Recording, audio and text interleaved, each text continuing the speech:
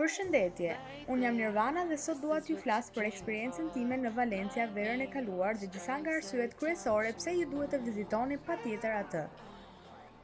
Para se të filloj, mos harroni të bëni subscribe kanalin ton për një suport të vogël. Fillimisht, unë zgjodha të bëj një internship Erasmus në Valencia për disa arsye. E para, në krahasim me qytetet e tjera të mëdha të Spanjës, si Madridi apo Barcelona, Valencia konsiderohet qyteti më i lirë dhe më i qetë. Së dyti është vija bregdetare prej 25 kilometrash, dhe së treti është arkitektura e mahnitshme e cila ka shumë shembuj fantastik të gjithçkaje, duke filluar nga ajo gotike valenciane deri tek ajo ultramoderne. Eksperienca ime filloi në shtator të vitit 2019 dhe përfundoi në fund të nëntorit të këtij viti. Nëse keni vendosur të kaloni pushime ditore në Valencia, unë ju rekomandoj të prenotoni hotelin apo hostelin tuaj në booking.com. Sa për mua, 3 netet e para të qëndrimit i kalova tek La Casa del Colibri Youth Hostel, derisa gjeta një shtëpi për në netet në vazhdim. Do t'ju rekomandoja të rinjve që kanë ardhur për aventurë dhe eksperienca të reja hostelin, pasi ishte shumë komod dhe shoqëror dhe kishte çmim të arsyeshëm. Eksaktësisht 17 euro nata për fshirjet dhe mëngjesin, të cilin faktikisht unë nuk do t'ju rekomandoja ta përfshini në paketën tuaj të hostelit, pasi le të themi që ishte thjesht një snack që ju mund ta blinit vetë në supermarket dhe nuk do t'ju kushtonte më shumë se 3 euro. Në qoftë se dëshironi të qëndroni për një periudhë më shumë se një muaj, do t'i sugjeroja të merrnit me qira një shtëpi apo një dhomë, dhe faqja më e mirë për këtë është idealista.com apo dhe disa grupe të ndryshme që mund të gjeni në vazhdim në Facebook. Zona ku unë gjeta shtëpinë dhe e ndaja me 2 persona të tjerë ishte në lagjen El Cabañal, e cila ishte shumë afër me plazhin e famshëm Malvarosa. Çmimet janë diku tek 200-350 euro në muaj, sigurisht në varësi të kushteve. Pasi të akomodoheni, ju duhet patjetër të vizitoni qytetin e vjetër atmosferik të mbushur me street art, kafene dhe arkitekturë breslëndse. Një ndër pikat kryesore për të vizituar është Lonja de la Seda, ose ndryshe Marketi i Mëndafshit. Kjo mrekulli e arkitekturës gotike të mesdheut është ndërtuar në epokën e artë të Valencias. Në qytetin e vjetër, ju do të haseni patjetër dhe me katedralen e Valencias. Ajo është në zemër të qytetit në një zonë të quajtur El Carmen. Ekziston një pjesë e katedrales që quhet Santo Caliz Chapel. Brenda saj mund të gjeni kupun e shenjtë, që sipas traditës është përdorur nga Krishti gjatë darkës së fundit. Brenda Saint Francis Borja Chapel do të gjeni një pikturë të famshme nga Goya. Hyrja në katedrale kushton 7 euro. Mos harroni të provoni pjatën tradicionale paella, të cilën e gjeni gjithandej. Për të poshtur nxehtësinë në verë, daluni tek Plaza de la Virgen për një gotë të freskët horchata, një pije e bërë me bajame të bluara, tiger nuts dhe një shumëllojshmëri kokrizash të aromatizuara me kanellë dhe vanilje. Mos harroni të vizitoni dhe marketin qendror, të cilën do ta gjeni përballë marketit të shkëmbimit të Mëndafshit. Ai karakterizohet nga stili i metalit Art Nouveau dhe përmbajtja e xhamit në hyrjen e tij. Nëse ka një delikatesë spanjolle që ju pëlqen, si chorizo, jamon iberico, djath manchego ose çokoladë të ndryshme vendase, ky është vendi i duhur për ju.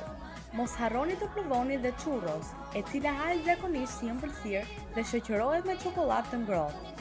Në daljet e marketit qendror do të gjeni një vend perfekt për churros. Padyshim që duhet të vizitoni dhe qytetin e arteve dhe shkencave. Ky atrakcion është një ansambël mahnitës i strukturave ultramoderne, të cilat të japin një ndjesi ndryshe bashkë me pishinat që i rrethojnë. Brenda këtyre ndërtesave mund të gjeni ambiente kulturore dhe atraksione familare të klasit të parë. Ju rekomandoj të bëni rezervimet online për të shmangur radhët. Jardín del Turia është një park befasues që ju sjell ajër të pastër dhe relaksim në mes të qytetit. Historia se si ky park është ndërtuar është mjaft interesante. Ai filloi të ndërtohej në shekullin e 20, pasi lumi Turia deli jashtë shtratit të tij në vitin 1957, duke shkaktuar dëme të mëdha në qytet. Duke pasur një sër ndryshimesh gjatë këtyre viteve, në vitet 80 shtrati i këtij lumi u shndrua në 9 kilometra hapësirë jeshile. 18 ura ende kalojnë në shtratin e lumit, të cilat i japin vendit një peizazh disi të pazakontë. Arkitektët të cilët ndërtuan këtë kopshte krijuan pjesë të ndryshme si për shembull pylli me pisha, pemishit e portokallit, palmat dhe shtigjet që të çojnë drejt disa objekteve sportive, parqeve të lojrave si për shembull ai i Gulliverit apo shatërvanëve të ndryshme. Në qoftë se keni nevojë për një pushim dhe për një kafe apo ëmbëlsirë, unë do t'ju sugjeroja të shkoni tek Dulce de Leche. Aty do të gjenit një shumëllojshmëri ëmbëlsirash të ndryshme, një ambient tepër të lezetshëm dhe servis perfekt. Shikoni në description për linkun e destinacionit. Në qoftë se jeni në nxitim apo keni një buxhet të limituar për sa i përket ushqimit, unë do t'ju sugjeroja të shkoni tek pikat e Cien Montabitos apo Pans & Company. Aty do të gjeni ushqime me çmime shumë të arsyeshme dhe një shumëllojshmëri pijesh vendase dhe jo vetëm. Brenda disa minutave nga qyteti i vjetër, ju mund ta gjeni veten në një plazh mesdhetar. Malvarosa është një plazh i gjerë me një rër të artë që shtrihet për 1 kilometër përgjatë bregdetit të qytetit. Plazhit i është dhënë flamuri blu për të gjitha lehtësitë që ofron, duke filluar nga kullat e rojeve, një stacion mjekësor, burimet me ujë të pishëm dhe dushe, deri tek rrugët e mirë ndërtuara pranë këtij plazhi. Një ndër baret që unë do t'ju sugjeroja të vizitonit është patjetër La Fabrica del Hielo, në të cilin në shumë raste do të gjeni edhe evente të ndryshme si dhe muzikë live. Aty zbulova dhe tashmë pijen time të preferuar Mistela. Po ashtu, në qoftë se preferoni jetën e natës, do t'ju sugjeroja të vizitonit Aquarela Beach Club. Çdo të shtunë, hyrja është falas deri në orën 11, por duhet të regjistroheni më parë online. Një ndër klubet më të shkëlqyera të Valencias po ashtu është Inia Club, e cila ndodhet pranë qytetit të arteve dhe shkencave. Hyrja kushton 15 euro dhe të përfshirë keni dhe një pije. Ju sugjeroj të ndiqni faqen e Happy Erasmus Valencia pasi vazhdimisht aty publikohen evente të ndryshme brenda dhe jashtë qytetit me çmime të ulta. Unë zgjodha të shkoj me to në Montanejos Hot Springs. Montanejos ndodhet në një zonë malore me peizazh të pasur pranë Serra de Espada. Për shkak se uji ka një rëndësi thelbësore në kulturën muslimane dhe në këtë fshat ka mbi 10 burime, dikur arabët zgjodhen Montanejos për të ndërtuar banjo termale.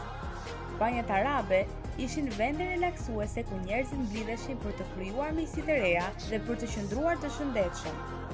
Sot, Montanejos paraqitet një mundësi për të shijuar kohën e lirë dhe për të admiruar shkëlqimin natyror të ujëvarave në një mjedis të bukur që lidh shëndetin, traditën, natyrën, sportin, kulturën dhe gastronominë të gjitha në një vend. Dhe më në fund do t'ju jap disa sugjerime mbi vendet ku mund të bëni shopping. Për sa i përket produkteve ushqimore apo supermarketeve, pika si Mercadona janë më të arsyeshme pasi aty mund të gjeni gjithçka. Po ashtu, marketet e vogla si Suma Express apo Konsum janë zgjedhje të mira. Mos harroni të vizitoni pikat e marketeve me produktet kineze nëse keni buxhet të limituar dhe ju duhet diçka për veten tuaj. Transporti në Valencia nuk është shumë i ndërlikuar. Ju mund të lëvizni me metro, tramvaj, autobus, taksi, makinë me qira apo dhe të përdorni biçikletat Valen Bici që do t'i shihni në çdo cep. Për të gjithë ato që duan të bëjnë shopping për vete apo për të afërmit e tyre, unë ju sugjeroj të vizitoni Primark që ndodhet në qendër. Për të gjitha vajzat që janë të apasionuara pas make-upit, ju sugjeroj të vizitoni Drunin. Po ashtu, një ndër dyqanet e mia të preferuara mbetet Alvent, në të cilin mund të gjeni aksesorë argjendi apo floriri me çmime shumë të arsyeshme. Mos harroni të klikoni në description për më shumë informacione mbi vendodhjen e vendeve që kam përmendur më sipër dhe disa linke të rëndësishme që mund t'ju nevojitet gjatë udhëtimit tuaj për në Valencia. Më së fundmi, mos harroni të bëni subscribe dhe like videon ton dhe lini komente nëse keni pyetje apo mendime tuaja mbi këtë video. Faleminderit për vëmendjen tuaj dhe shihemi herën tjetër.